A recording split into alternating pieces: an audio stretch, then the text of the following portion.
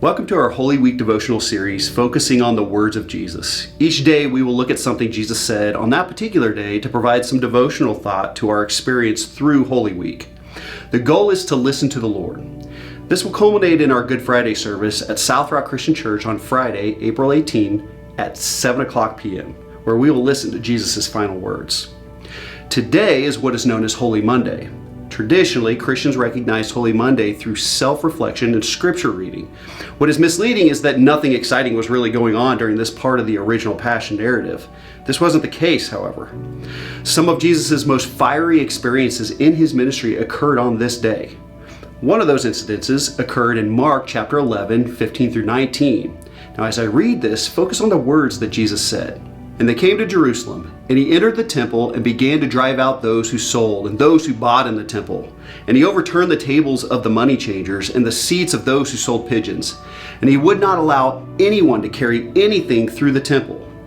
And he was teaching them and saying to them, "Is it not written, 'My house shall be called a house of prayer for all the nations,' but you have made it a den of robbers." And the chief priests and the scribes heard it and were seeking a way to destroy him, for they feared him, because all the crowd was astonished at his teaching. And when the evening came, they went out of the city. Now, did you pay attention to what Jesus said, or even why he said it? This incident reminds me of a story I read in author Charles Duhigg's book, The Power of Habit. In it, he examines the importance and significance of change. In a later chapter, however, he discusses that institutional habits exist everywhere. Some organizations have leaders who intentionally establish a strong culture and practices, allowing them to thrive.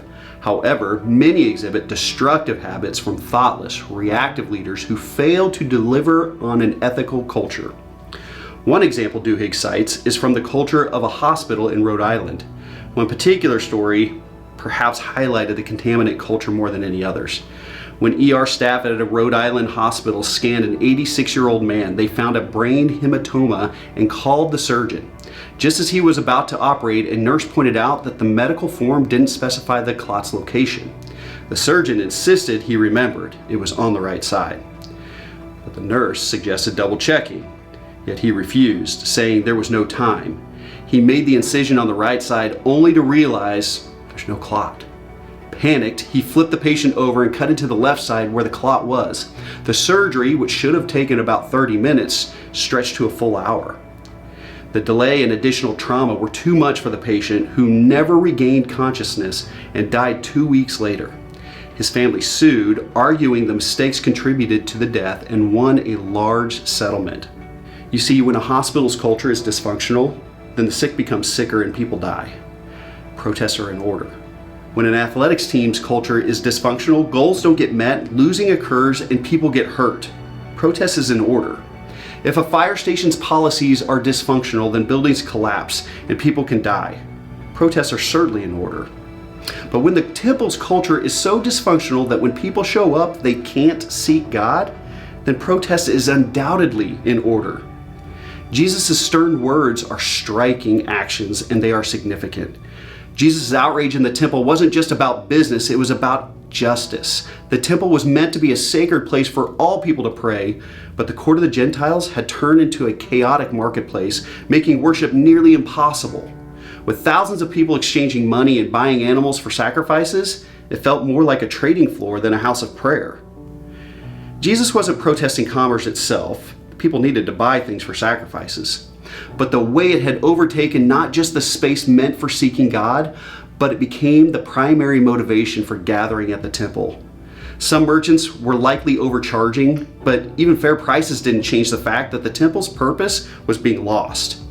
That's why Jesus flipped tables and quoted Isaiah and Jeremiah. He boldly stated that God's house was meant for worship, not exploitation. Make no mistake, Jesus' words are a critical protest. "My Father's house shall be a house of prayer for all nations, but you have made it a den of thieves." He wasn't being nice, and he wasn't trying to create a learning moment. He was accusing these people of creating a culture that was so poisonous that people couldn't even go to the temple to pray to God. And if they couldn't go to the temple to pray, where could they go? And if there wasn't a place to pray, how would people know God at all? Where was their hope? Jesus' words had to be sharp. They had to grab attention. What he said was not casually accusative, but pointed and intentional, delivered on Holy Monday, only 5 days until he hung on the cross for the very people that poisoned the culture. This begs the question, what tables must be turned in your life? What habits need violent and intentional action to get rid of? Holy Monday exists to teach us that the culture of the temple has become obsolete.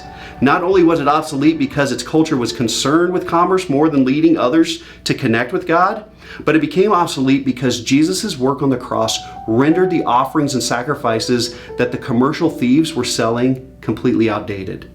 They aren't needed anymore. You don't need to go to a place to pray as much as you need to turn to a person. Speak to the Lord and join the many nations, solidifying yourself as a vessel of prayer. Be sure to join us tomorrow as we examine some of Jesus' words on Holy Tuesday.